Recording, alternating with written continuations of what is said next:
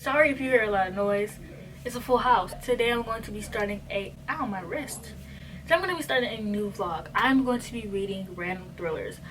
Me and the thriller genre just aren't the best of friends, basically. Like,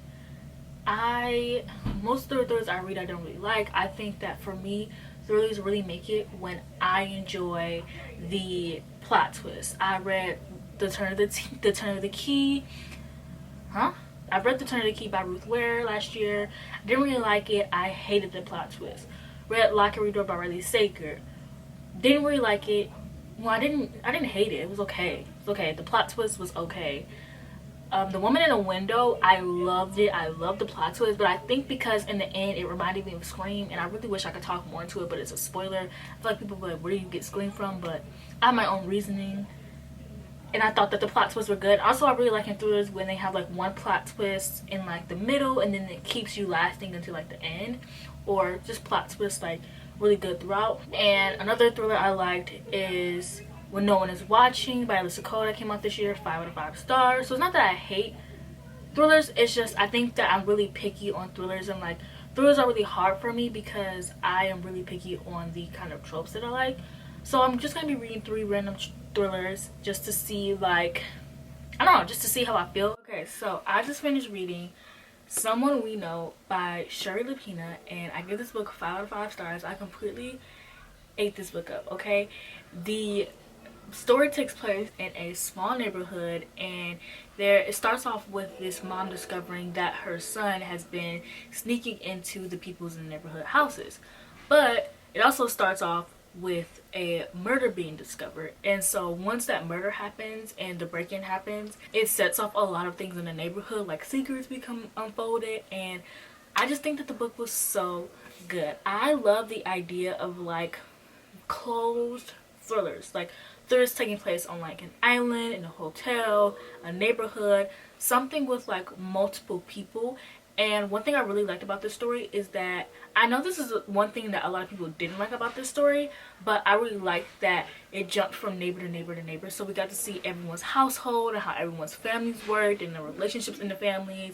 And like there was a book club, and so all the moms like went to each house for the book club. And there was a new neighbor who moved in, and I just really liked this thriller, on top of the fact that it was so messy. There was so much drama unfolding. Like, literally, I love drama. If you are one for messiness, this is the thriller for you, because it's not really like thrilling. Like, it's not really like, oh my god, get your heart racing kind of thriller. Like, it's not like someone sneaking in someone else's house. Well, it's not like you like turn around and someone's behind you kind of thriller. It's more of a mystery, I guess. And I really liked that, because it was like, okay, so who did it? Because everyone always suspects the husband, which obviously was like my first, like, okay, no. And so the wife of one of the husbands is murdered, and so everyone is starting to suspect everyone in the neighborhood, because everyone in the neighborhood is really close. Well, not really close, but you know, pretty close for a neighborhood. And I also just like the idea of like neighborhoods, because you know, I want to live the housewife life one day. I want to be hosting book clubs at my house. I want to be bougie. I want to be like the one that everyone envies. And, like, I want that in my life, but I don't think that I'll ever like get that, because in real life, at least in my real life, I've never experienced that, like neighborhoods being that close. I don't really think that neighborhoods are that close, but like it would be so cool to have like be that close with your neighbors, and have one of your neighbors be like one of your closest friends, and like they're like they didn't even know each other. Like they thought they knew each other and they didn't. And I just ate it up. Okay, like I just thought it was so good, and the ending was pretty pleasing to me. Like the very last ending was so good, but like the plot twist in it was really good. This book was so much fun to read, and I'm actually gonna read her other book, The Unwanted Guest. I was gonna read The Couple Next Door, but that has a lot of bad reviews. I'm gonna leave that alone, and then I think I'm gonna check out her newer book. I am in my mom's room right now because everyone's playing Among Us in my room, and I didn't want to disturb the peace. So if you hear any airplanes in the background, we live by an airport, and my mom's room was like where the good son is. This is where my room is, to be honest. Like, I don't know where I would put my bookshelves. I'll put them right there. But where would I put a TV? I'm genuinely thinking of kicking my mom out of her room. That's crazy. Anyway, so I was reading the guest list and I gave this 2 out of 5 stars. I read this all in one, like, my shift, so I couldn't really vlog my thoughts and opinions throughout. But basically this book is about this wedding, and there is a bride, a plus one, the best man, the wedding planner, and the bridesmaid, and everyone has a secret and somebody dies. And okay, I don't know why I was led to believe this was like Nun. What was it? And then there were none by Agatha Christie. I don't know why I was led to believe this was like that, because the back literally says, but there was only one murderer. And well, I guess I kind of assumed like everyone was slowly dying, and that wasn't what I like. I'm not blaming the book for that, but I kind of just assumed everyone was dying one by one, and nobody, it was only one person who died in the end. And it's like I had so many problems with the book. Like, the book was so boring. I feel like I was so bored reading it. The book was 10 hours long, so I had a 5-hour shift, so I literally like started and finished it. And literally, usually when I read thrillers through audiobook, they seem so fast. This one felt like it was never ending. I'm not looking into the camera.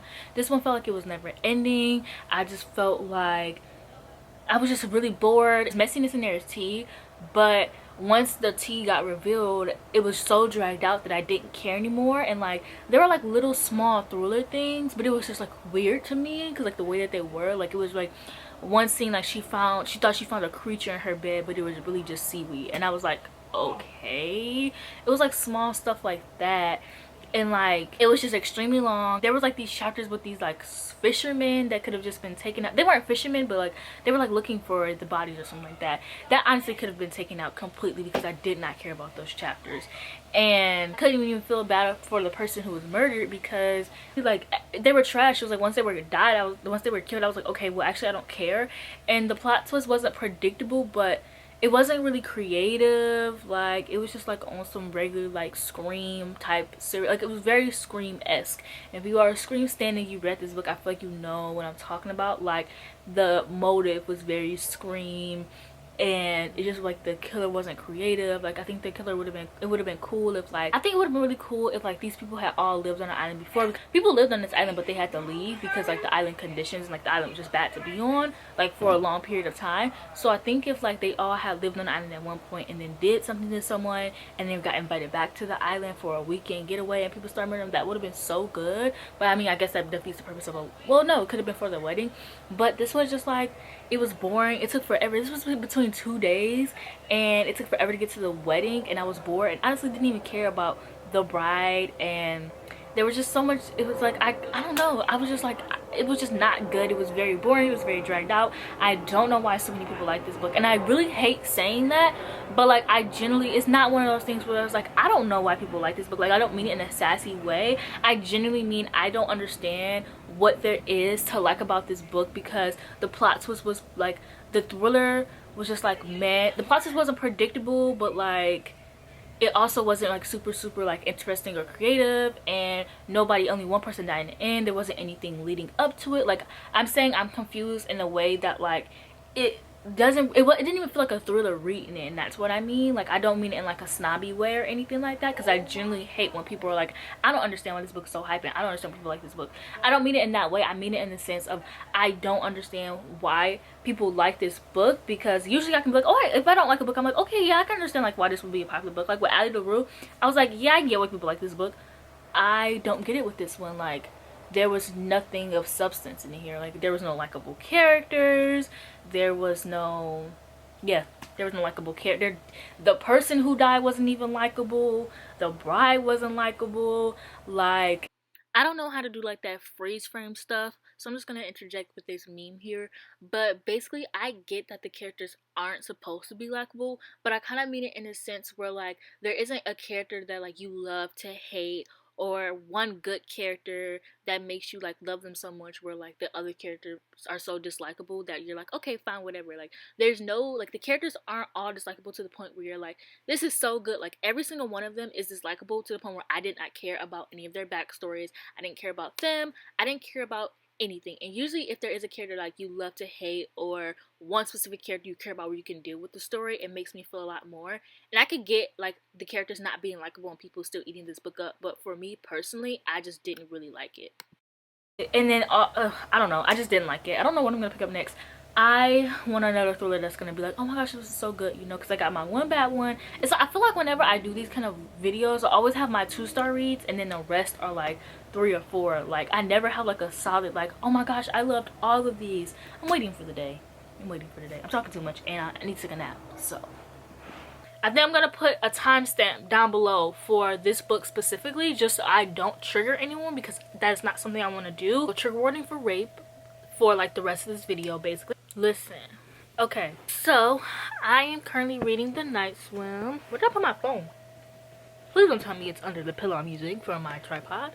So I'm using my pillow as a tripod, so the little thing you see in the corner here, it's my pillow. So I'm listening to the Night Swim. I have 3 hours left. This is the book beside me. I started today and I'm loving it. Okay, I am gonna give this book 5 stars. Like, I don't care how this book ends. The book could end right now in the middle of everything, and I'm like, you know what, 5 stars, because this book is so amazing. Trigger warning for rape. So basically this book is about this girl, and she runs this podcast, and she typically does murders, but in this case she picked up a rape case, and it's kind of 2 different cases going on at once, or 2 different things she's kind of like investigating at once, because there's one case that's all going on and there's one case that she's investigating. Because basically what happened was, she's this podcaster. She has a podcast where she does like true crime basically, and she ends up getting this letter from someone. Well, she's going to Minnesota for this true crime case, and she ends up getting this letter from someone saying like, hey, my sister was murdered out here, gonna be in town, could you possibly help me figure out like what happened to my sister, because I know that everyone's saying she killed herself or it was just a tragic accident, but I know that she didn't do it and it wasn't an accident. Like, I believe she was murdered. And there's also another case going on about this girl who was raped, and it's just very, very interesting, like the topics that they touch on in this book. Like, this book is making me feel so many things. Like, one thing that the author writes in this book that really resonated with me was her saying that rape is the only thing where people blame the victim. And when people are murdered, you don't blame the victim. When there's school shootings, you don't blame the students. So it's just very interesting that when a rape happens, everyone's like, oh, well, what was she doing? What was she wearing? If you were like me and you went to a school where you had to wear uniforms in middle school, I was sexually harassed so much. Boys used to try to slide their hand on my skirt. Boys used to try to hit my butt. And then also, it was I don't know, growing up, if you're around my age, which is like 22, 20, 21, you know, in middle school, boys used to literally play this game where Fridays they would literally try to slap as many girls' butts as they could, or literally boys touching girls' boobs. Like, literally growing up, you as a woman, you are sexually harassed at some point in your life. And so reading this book is just really, really important to me, because you could be this could happen to literally any woman. Women aren't safe. We are not safe. We can't be I can't walk outside at night. I don't drive yet, but I am planning to drive next year, and one of my biggest things I'm gonna have to start doing before I get in my car is checking my back seat to make sure ain't nobody back there, or walking to my car alone. Literally, at my job at Target, I work nighttime, so I'm getting up at nights, and they literally okay, girls, make sure stay here and wait for blah blah blah to come downstairs so you can walk together, or hey Bob, can you walk my aunt into her car, or can you walk my aunt outside? Literally, the fact that we have to do that, we have to have other men protect us from men, because we don't know what could happen to us. This story just resonates with me so much. And the case that she's investigating, everyone is like, oh, she was promiscuous, she was always sleeping with boys, but it doesn't matter. It doesn't matter, because if she didn't want it, she didn't want it. It doesn't matter if she was sleeping with boys. It doesn't matter if the boys it doesn't matter, because if someone says no, no means no. And it's so interesting, because in the book the men are like, oh well, it's everyone wants to be politically correct now, but you're ruining this guy's life, or all this stuff. And it's honestly, I don't give a fuck, to be honest. I don't care. I don't care if no one knows if the woman is lying or not, and the guy loses everything in his life. If it's not him, then yeah, obviously I would feel bad, but 9 times out of 10, it usually is. And it's just crazy that these things that women have to go through, like getting a rape kit, and they were going into what rape kits are, because I always knew what they were, but it's so much more. Like, I always thought it was just like they test to see if it was like forced entry, and like I'm going so into this, so I'm really sorry if I trigger someone, but this topic just really interests me, and so I am so sorry. So I just want to let you know, but I'm so passionate about this topic because I think that it's very important, but I also really don't want anyone to have a panic attack listening to me go into this. But this book, it was just, the things that they touch on is just so interesting because it also talks about, it does a lot with courtrooms, and I really like listening to the courtroom stuff, and even hearing things like the people, I think it was the judge, so I was listening to that at work, so I couldn't catch, like, I think I might have been like talking to like a manager or something, so your girl had to turn the volume down. So but I think that they said that the judge or whoever handles the jury, literally specifically when it comes to rape cases, they don't pick anybody who's in college, who has a college degree, because they're smart. They pick mostly older women because they tend to not agree with rape cases. And they also typically pick men because of any age, because men. And it's just like, everything about this book is so interesting, and the story that they're investigating and the story of Jenny is very interesting to me, because the girl who wrote the letter name is Hanna, and then her sister name is Jenna. Jenna's older, Jenny or Jenna? Jenna is older than Hanna, and so I think her name is Jenny. I'm gonna call her Jenna. So Jenna is older than Hanna, and Hanna literally, and so they were walking, they live by the beach, and they're always at the beach, so I guess they stopped at a gas station once and they had to walk home, but Hanna was so tired and these men offered to give her a ride, so Hanna like begged her older sister, and her older sister was like, yeah, okay, fine, or whatever. So they get out the car, and the guys are literally like, she's literally stuck between these men, the older sister, Jenna's literally stuck sitting between these men, and they're like, yeah, your sister said she wanted to go fishing, and Hanna was like, my sister doesn't even like fishing.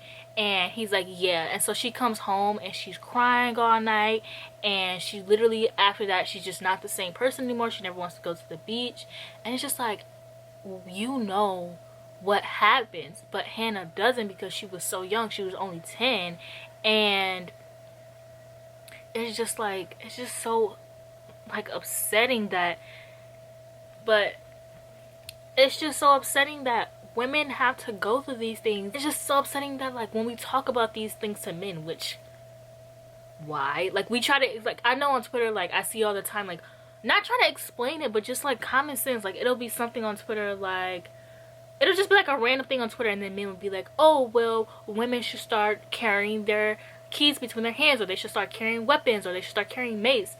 Mace isn't legal in every state. Tasers, you have to have a gun license to have a taser, trust me.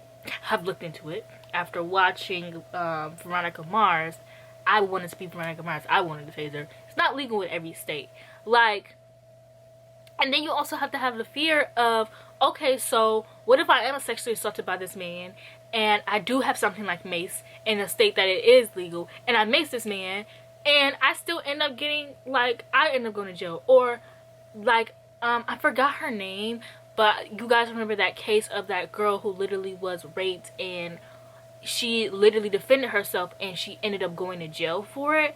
Like, it just sucks, like, being a woman and having to go through that, and then being a black woman and having to deal with being a black woman on top of worrying about, it's like having to worry about black issues plus having to worry about women issues, plus the, like, the meaning of them both. And obviously women of color go through the same things, but I just feel like black women are always at the bottom of the totem pole when it comes to certain things. And so being a black woman, well, everything, black women are at the bottom of the totem pole of everything, because it's also anti-blackness mixed with the misogyny that we suffer with. And then it's like, we have to go through, and then women of color do go through it. I'm not saying that women of color don't, and I'm not saying that non-women of color don't go through this, but I'm just saying, like, me, my mind, like, the way that my mind works is just always like, okay, I'm thinking about this book, but I'm also thinking about, like, what if this were me, a black woman that went through this? Like, what if this was my sister? What if this was somebody I knew, a black woman I knew that went through this? I feel like this case would have been handled a lot worse, to be honest.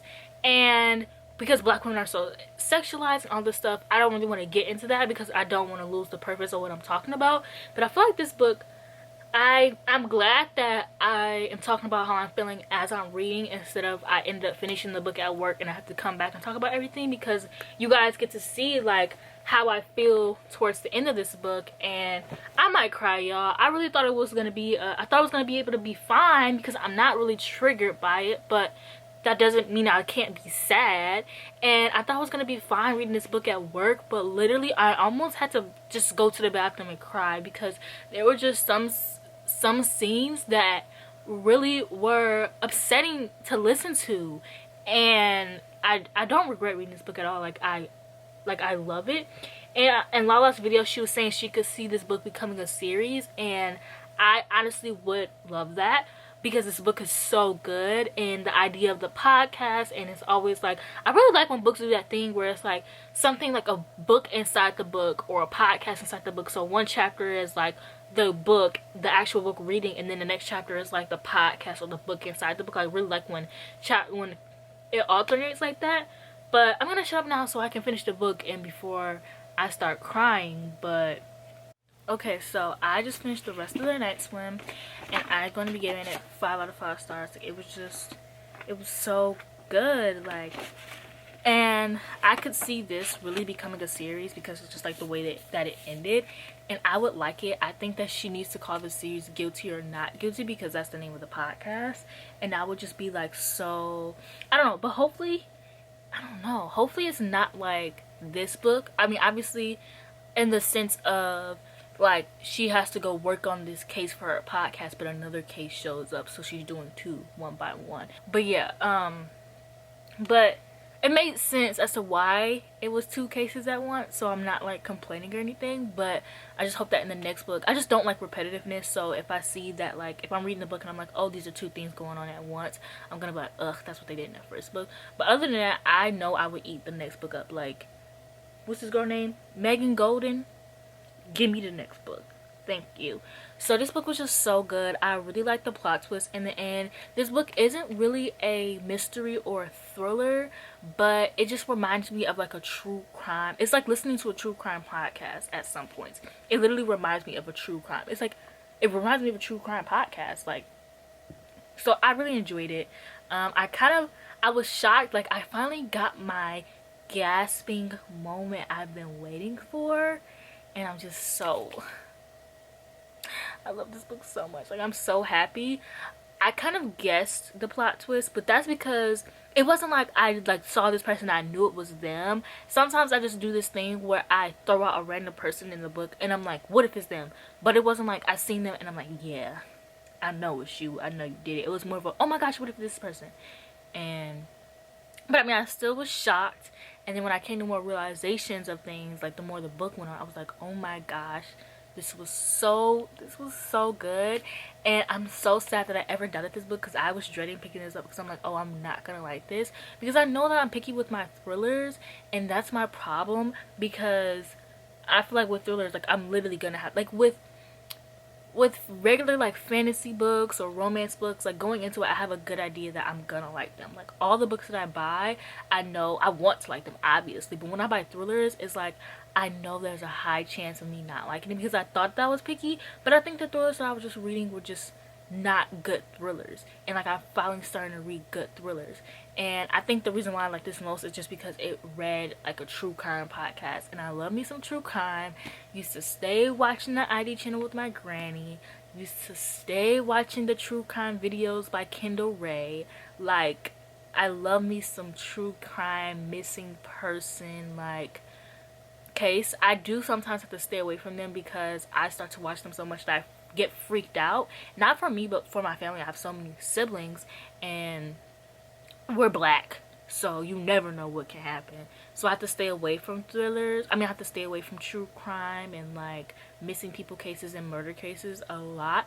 So reading it in a book, like I haven't watched any missing people cases or murder cases in so long, just because I love them, but I just get scared for my family. And so, and paranoid, basically. I get really paranoid. So reading this really, like, it got me back into that, and I think that's why I enjoyed it a lot. Got me back into like my true crime case, but in a book. And I know that it's fictional, and I know that, I mean, obviously this could have happened, but it's not something that, like, I don't know, it's fictional. So I really like this. I'm giving this 5 out of 5 stars. I ate it up, and I can't wait for you guys to see this vlog, because at first I was like, oh, this vlog is about to be poo-poo, but I'm really proud of this vlog actually. So thank you for watching this video. Please like, comment, and subscribe. I love you guys so much. Let me know if you check out any of these thrillers, and I'll see you guys in the next one.